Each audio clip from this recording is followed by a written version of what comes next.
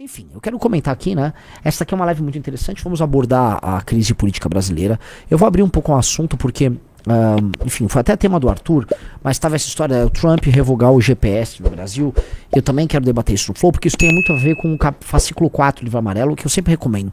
Eu tô relendo, como eu vou no Flow amanhã, eu tô relendo todos os fascículos do livro amarelo e é impressionante como é bom. O fascículo 4 claramente é o melhor de todos e será superado pelo fascículo 5º, mas como o fascículo 4, que teve que foi orientado pelo Orlando, em grande medida, como aquele fascículo 4 é bom, como a gente fala sobre soberania de maneira clara, como o Brasil projeta poder para a América do Sul, para os países de língua portuguesa, como o Brasil se protege dessa questão BRICS. É impressionante que os problemas que o Brasil vem passando de ser uma anti-força política no próprio continente, porque ele tinha tudo para ser a principal força política do continente, não é? E aí hoje ele está submetido a um arranjo econômico junto à China que é desfavorável a gente, por mais que a balança comercial seja positiva, e do outro lado uma relação com os Estados Unidos em que nós estamos no quintal dele e nunca conseguimos atuar enquanto liderança, enquanto força. Então esse fascículo 4 do livro amarelo traz as perguntas certas e as respostas certas para essas perguntas, realmente muito bom. Tá? Muito bom, e só aumenta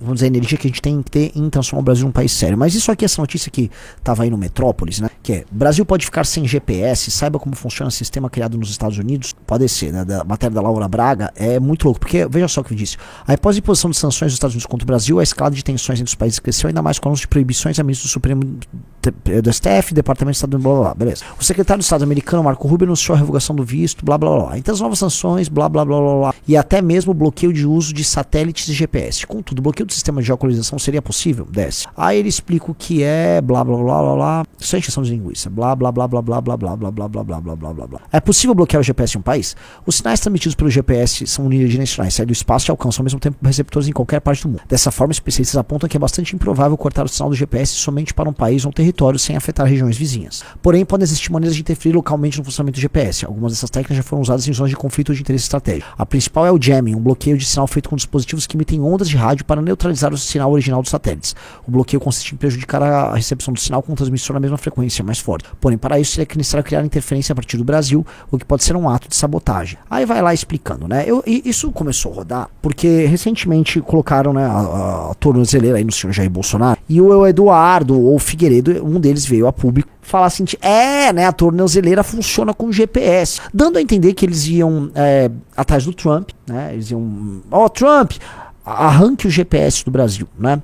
Isso faz parte de uma coisa que me assusta um pouco, que é esses caras colocarem um interesse particular da luta deles, que eles colocam como uma luta aberta, né? A luta contra o sistema, né? Luta contra o Xandão, sendo que no fundo isso é uma luta particular, porque quando eles estiveram numa posição de poder aqui no Brasil, ou seja, o Jair Bolsonaro era presidente da República, o Eduardo era deputado federal, o irmão dele, Flávio, era senador, eles dispunham de ministros, dispunham de tudo. Eles, como deles, desculpa o termo, tava na reta, aí eles não tinham coragem de fazer nenhuma ação, né? Eram todos cordeirinhos. Toda vez que tentavam um negócio, tomavam um berro do Alexandre de Moraes e fugiam.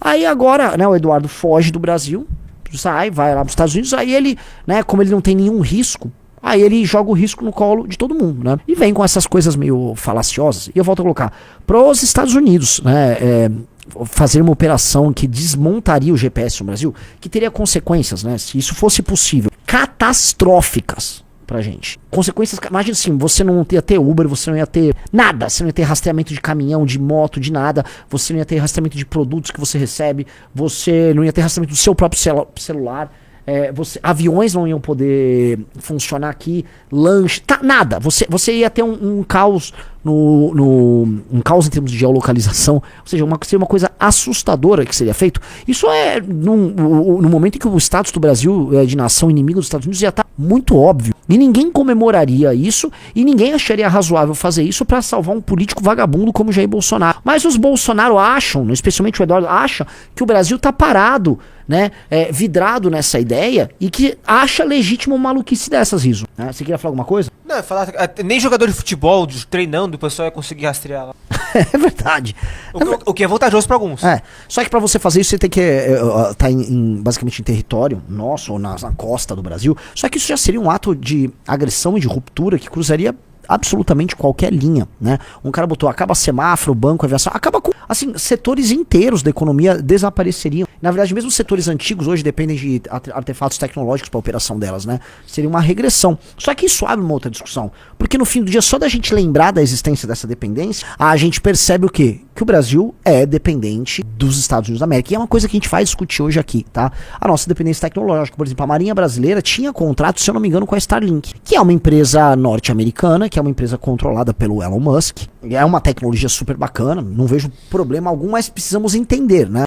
O governo brasileiro, o STF, ficam brigando com o Elon Musk, ficam brigando com a Starlink, enquanto nossas próprias forças armadas usam isso. Ou seja, a gente é, do ponto de vista da tecnologia, a gente é muito dependente. E isso abre realmente essa discussão que eu ia comentar aqui. Por quê?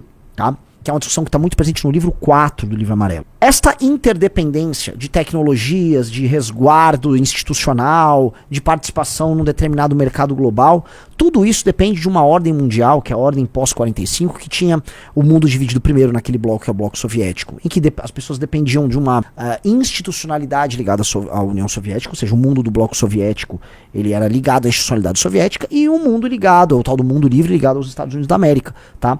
Com todas as consequências positivas e negativas disso aí. Quando os Estados Unidos venceu isso, né, o Fukuyama veio, meu Deus, o mundo, não, basicamente a técnica agora vai andar junto com a democracia, esse arranjo de democracia mais livre mercado é o arranjo do futuro, a história acabou, né, enfim, só dá pano pra manga aí, não quero nem entrar nisso, mas o ponto central é a ideia de uma hegemonia americana, de uma Pax americana e de um mundo sem fronteiras, regulado por organismos internacionais. Esse mundo vem caindo e são os próprios Estados Unidos da América que estão desabando ele. E aí quando a gente lembra que num cenário desses, o Brasil, que é um estado que não consegue ser soberano dentro do próprio território, ele passa a ser dependente desses arranjos que ele acreditou e que ele não construiu para si próprio uma indústria de defesa suficiente, um controle territorial suficiente, um controle das próprias fronteiras suficiente, controle tecnológico suficiente. A gente olha, a gente tá na mão, assim, basicamente na mão de qualquer um. E aí a gente percebe, nós não somos um país pequeno que pode se dar o luxo apenas de ser satélite ou vassalo de uma nação mais forte.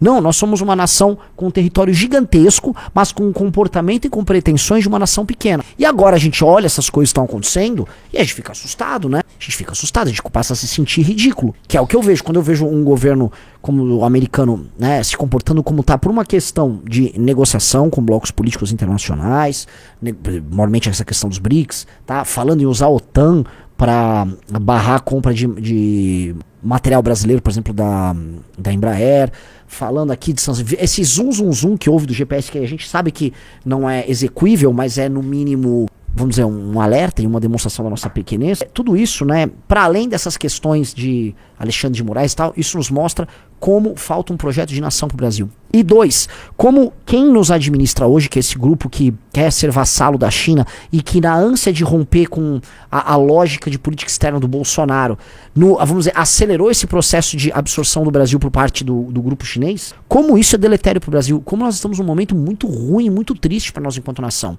né? Porque a gente assiste essa briga ridícula em que um governo patético, que está pagando um preço porque escolheu ir para essa dividida, que escolheu essa política internacional de vassalagem à China, está tomando um calor do novo governo americano. E é muito bizarro que eu ia comentar isso, porque assim, o Lula já devia estar sabendo no meio do ano passado, que todo mundo já sabia, que o Trump ganharia a eleição. Meio do ano passado já era meio que certo, o Biden estava senil, a candidatura dele ia ser trocada pela bizarra da Kamala. Todo mundo sabia assim, ó, gente, o Trump vai ganhar a eleição, talvez a gente tenha que, do ponto de vista da política internacional, rever algumas coisas para se adaptar para um novo cenário. Mas o que o Lula fez foi pisar no acelerador, sendo um débil mental internacional, aumentando as declarações dele em temas que são espinhosos ou sensíveis para os Estados Unidos da América, se comportando como se fosse um arauto do discurso dos BRICS, que nem a China se comporta assim. Para ser honesto, a China vem tendo um comportamento na briga com os Estados Unidos quase olímpico. Ela fica parada, deixa os Estados Unidos errarem, ela se aproveita das pequenas brechas dadas pelos Estados Unidos nos erros cometidos por eles. E o Brasil é o otário na praça, porque ele não tem a ganhar nada nessa história, ficou se comportando dessa maneira e o Lula nos colocou nessa merda. Essa história que tá acontecendo aqui era uma história que foi alimentada e foi produzida pela política internacional lulista. E talvez até por essa sanha de tentar parecer um cara amado pelo mundo que o Lula tem. O Lula acha que o mundo ama ele e ele botou a gente numa baita de uma fria. Tá? Saiu inclusive um editorial que eu acho que vale a pena o risco colocar aqui, do Estadão. O Estadão fez um editorial muito bom, colocando novamente as coisas nos termos que elas precisam colocados. A culpa é do Lula, a gente tá sendo colocado nessa briga internacional por conta do Lula, e independente do problema Moraes, porque sim, está muito claro que nós estamos nos tornando, tá, eu nem chamo de, que nem uma autocracia, que é um governo de muitos... Não, é um governo de poucos, tá? Mas são numerosos esses poucos, né? É uma oclocracia judicial, que é um regime cada vez menos democrático no sentido moderno de democracia, não tô nem falando no sentido grego. Nós estamos, entrando nesse regime precisa ser combatido, mas o combate a esse regime, a forma como ele é feito, importa. Porque do jeito que tá dando aqui, isso aqui é apenas um ataque à nossa soberania e é humilhante pra gente. Essa história toda, enquanto nação, é humilhante. Veja só, e é muito engraçado porque fica lá tanto o Eduardo quanto a turma deles, só pra falar do Xandão, é pra tirar o quê? O Lula da reta? Teve um vídeo aí em que o Eduardo Bolsonaro basicamente dizia que só faltou falar que era bom o Lula se beneficiar disso, coisa que ele já disse na época que o Lula tava preso, que era bom soltar o Lula, né? E o Lula depois foi lá e ganhou a eleição. Mas assim... Tá na linha, o Lula tá surfando, tá assim, ele está surfando. E você não vai viver as consequências disso, nem da surfada do Lula no Brasil, no aumento dos preços no Brasil, das consequências econômicas aqui, porque você tá nos Estados Unidos. E a gente foge da discussão sobre os erros que o próprio Lula vem cometendo na condução do Brasil, especialmente da política externa brasileira, que faz com que a gente esteja pagando esse preço, porque porrada do Trump viria contra nós, independente de qualquer coisa que envolve o senhor Bolsonaro. E até só pra entender aqui, digite 1 se você acha que a porrada viria contra nós independente da questão Bolsonaro, ou 2 se você acha que essa porrada só veio contra nós por causa da questão Bolsonaro. É importante que colocar aqui, até pra ver se tem pessoas que endossam a argumentação dos caras. Isso aqui não é um ataque contra você. Você pensa isso, beleza, tá? Eu discordo. E eu acho que os elementos se cruzam, ou seja, haveria sanção de qualquer maneira, tá? Por conta da lógica de enfrentamento global que os Estados Unidos está colocando aos parceiros de BRICS, etc. Mas ele também temperou com esse auxílio a um aliado dele, que é o Bolsonaro, tá? Eu acho que minha visão, com um tempero do 2. Por isso que eu nunca duvidei que rolasse algum tipo de sanção, algum tipo de ataque a membros da Suprema Corte do Brasil. Ataque nesse sentido, essas sanções estão rolando, né? Retira o visto, proibiu familiares e parceiros. Por quê? Porque isso é pouco comparado com o ataque institucional. Não sei se você entende isso. O ataque tarifário e o ataque de bloqueio que o Trump está querendo fazer é um arranjo geopolítico estratégico que foi montado pelo Brasil, um arranjo muito ruim tocado pelo Lula. Deixa o título do negócio do Estadão junto ali, o Brasil paga com a conta da imprudência de Lula. Deixa junto ali. Isso aí o ataque que ele tá fazendo tem um dano muito maior do que, vamos dizer, punir esses ministros do STF que já são decisivamente anti-Estados Unidos, anti-empresas americanas, anti-governo Trump e são pró o governo atual, tá? As sanções que o Marco Rubio anunciou e que incidiram sobre os ministros do STF são pequenas perto dessas questões comerciais, né? Quando a gente viu aquela declaração, por exemplo, da OTAN de que o Brasil poderia ser punido por conta da aproximação dele com a Rússia e que a OTAN poderia punir e que material militar brasileiro deixaria de ser comprado por países da OTAN. Esse é um tipo de coisa que é muito mais grave institucionalmente, tá? E na seara internacional, para ser claro, e também comercialmente e para a vida econômica do Brasil, do que essas outras coisas, por mais que seja um ataque institucional também, mesmo se for aplicada aquela lei Magnitsky e tal. Tô colocando isso porque naturalmente há sim esse trabalho, a gente nunca negou que houve essa proximidade, já havia essa proximidade entre os Trump e a família Bolsonaro, e que há um auxílio ao Bolsonaro que é um aliado, mas o Trump coloca o interesse do Trump acima de qualquer coisa. Primeiro o interesse do Trump, segundo o interesse da América, e terceiro entra aí o interesse em seus próprios aliados, em beneficiar seus aliados, e eles estão beneficiando os Bolsonaro, que são de fato aliados deles. Então, nesse ponto, eu pessoalmente nunca duvidei, mas eu pondero, né, eu adequo isso a uma lógica de prioridades que precisa ser colocada aqui em tela para que a gente não fale besteira nesse jogo e nem leve as pessoas a erro. Veja só a matéria do Estadão, né? O Brasil paga a conta da imprudência de Lula. Sairá cara a decisão de Lula de alinhar o Brasil à China e à Rússia a pretexto de fortalecer os BRICS contra os erros de Trump. Mas há uma saída para evitar o prejuízo. Abandonar o bloco. Veja assim, é um editorial pesado, tá?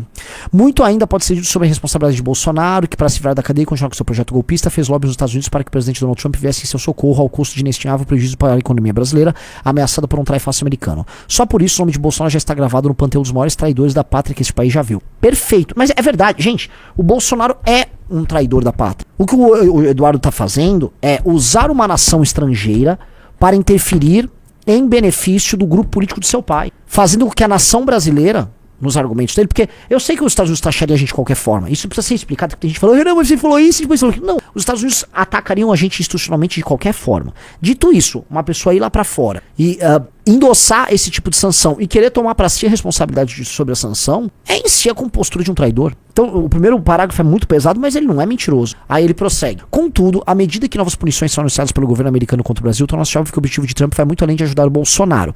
De resto, um sujeito absolutamente insignificante para os projetos de poder do presidente americano. Nisso eu vou discordar, tá? Ele é insignificante no todo. O Trump é o Trump, o presidente da maior potência global. Agora, o Bolsonaro, ele é um aliado local. E é melhor para os Estados Unidos beneficiar um aliado local que pode ser importante na desconstrução de um bloco que envolve o seu inimigo geopolítico, que é a China. Então, sim, existe uma importância pequena. O Trump não há... Perdi o cérebro com meu amigo Bolsonaro, estou muito tenso. Não. Está ficando cada vez mais evidente que o crescente ataque de Trump ao Brasil é, na verdade, parte de uma ofensiva contra os BRICS. Bloco que, a despeito das fantasias lobopetistas sobre alternativas de desenvolvimento, se presta exclusivamente a projetar o poder da China em contraste com os Estados Unidos e o Ocidente, tendo como subproduto o respaldo do imperialismo da Rússia de Vladimir Putin. Isso ficou claro quando Mark Rutte, secretário-geral da OTAN, a aliança militar ocidental ainda liderada pelos Estados Unidos, avisou que os países do BRICS podem sofrer as sanções por parte do governo americano caso continuem a fazer negócio com a Rússia. A intenção de Washington é obrigar os parceiros russos do BRICS a pressionar Moscou a aceitar uma trégua na sua guerra contra a Ucrânia, como deseja Trump. Perfeito. Como se sabe, Trump ameaça castigar a Rússia com tarifa de 100% caso Putin não interrompa seus ataques à Ucrânia. A medida incluiria sanções secundárias contra países que fazem negócio com a Rússia. A ideia aqui é sufocar economicamente a Rússia, que conseguiu contornar as sanções aplicadas pelos Estados Unidos e Europa graças à manutenção do comércio com os parceiros BRICS. Sim, meus amigos, a China está... houve uma declaração recente, só para vocês entenderem, de diplomatas chineses alegando que é muito importante que a guerra na Rússia, que o atoleiro na Rússia e a Ucrânia continue, porque os Estados Unidos tiram o olho de Sauron dele, sabe, o olho de Sauron de Taiwan e do projeto de expansão política da China no leste do mundo, no Oriente, né? Então, é bom ficar lá naquele atoleiro. Então, eles precisam que a Rússia fique no atoleiro e eles, ao mesmo tempo, com a Rússia precisando escoar sua produção, normalmente produção de commodities, isso ajuda a desdolarizar em certa medida o mundo, deixar o mundo fora dos sistemas pós Segunda Guerra Mundial, pós Bretton Woods, os sistemas globais de conversão de dinheiro, transferência de dinheiro, de consecução de negócios, né? Então, para a China foi interessante isso, e ficou demonstrado que a Rússia se manteve de pé, porque essa alternativa foi construída, e foi uma alternativa tão malandra, né? A gente conhece um pouco disso, conversando até com pessoas nossas que estão inseridas nesse mundo das commodities, que muito produto como gás nem tanto, mas petróleo russo foi refinado em outros lugares, navio russo ia para outro lugar, tal. Quando você viu, tava todo mundo comprando petróleo russo ou subprodutos de petróleo russo, e eles abasteceram o mercado global do mesmo jeito, tá? Ademais, a ofensiva contra os BRICS insere-se no objetivo maior de Trump, que é minar o poder da China. Para isso, escolheu o Brasil como saco de pancadas, um alvo fácil da sua limitada capacidade de reagir e de arregimentar a influência contra o seu. Não é só pela fraqueza. Vamos supor, a África do Sul também é um aliado chinês, tá? É um dos países dos BRICS. E, além de ter a debilidade financeira, ela também é um país que vem praticando, vamos dizer, para ser bem claro, uma espécie de um racismo novo, em que há uma certa leniência, há uma postura violenta contra fazendeiros brancos, os boeres, etc. Tá tudo.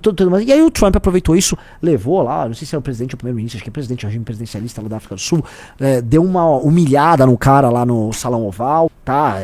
Enfim, houve toda uma campanha. A gente tá se esquecendo, né? Porque parece que o olho americano tá aqui, mas o Brasil só é a bola da vez. Já teve a vez de humilhar e espancar o Zelensky publicamente, o Rizzo vai lembrar aqui. Houve a vez da África do Sul e tá rolando a do Brasil e já passou meio que a do Brasil. Tá tendo agora da Rússia, porque toda a construção que o Trump tentou fazer junto com a Rússia para lotear a Ucrânia e fazer um acordo para os Estados Unidos serem beneficiados, que é uma coisa que seria boa pro próprio eleitor, e também ajudaria a desarticular a Europa e tal, não deu certo. A guerra contra a Ucrânia colocou, não sei se vocês estão sabendo, a Ucrânia agradeceu recentemente o envio de mais apoio, mais recursos norte-americano, e agora os Estados Unidos estão indo para cima da Rússia. Essa é a real, não deu certo ali aparentemente o plano original, estão indo para cima da Rússia, e o Brasil, que poderia escapar das sanções americanas através dessa driblada, usando por exemplo commodities russas, agora não tem como fazer isso, né? E tá feia a situação. Tá feia. E isso são, por isso que eu volto a colocar, decisões exclusivíssimas tomadas pelo governo Lula, uma decisão geopolítica nossa de alinhar a gente, mesmo sabendo que no meio do ano passado o Trump ia ganhar, e o Trump estava deixando claro que ia impor essa guerra comercial, que estava vindo uma nova ordem ali. Quem acompanha, esse é o lance, quem acompanha a nossa produção de conteúdo, quem acompanhava os Spaces da Valete, quem lê a revista Valete, quem lê o nosso material, sabe que isso ia acontecer. Não sei se tem aqui na mesa, mas tem revistas nossas sobre isso. A gente já estava falando isso há muito tempo, e a galera do governo do Itamaraty, que não sabe assim, foi treinada, custa caro, custa uma fortuna, não sabe disso. Eles falaram, não, vamos continuar bancando a mesma estratégia. É isso? Eles tomaram uma estratégia merda. Eles botaram a gente numa situação de risco. Por isso que o Lula, a meu ver, o Lula botou o Brasil numa situação de merda. Seria muito legal esse vagabundo tomar o impeachment por conta disso. Pra perder direito político, pra ser marcado na história como um cara que tem um impeachment. Não vai acontecer. Não, porque só tem puta no Congresso tirando o senhor Kim Katsumoto Katagiri, que é homem. O resto é uma bosta. Lembre-se que o Xandão foi pra cima do Congresso no negócio da UF. Viu alguma resposta? Veio alguma resposta enfática da humilhada que o Xandão deu no Congresso na questão da UF? Viu nada, né?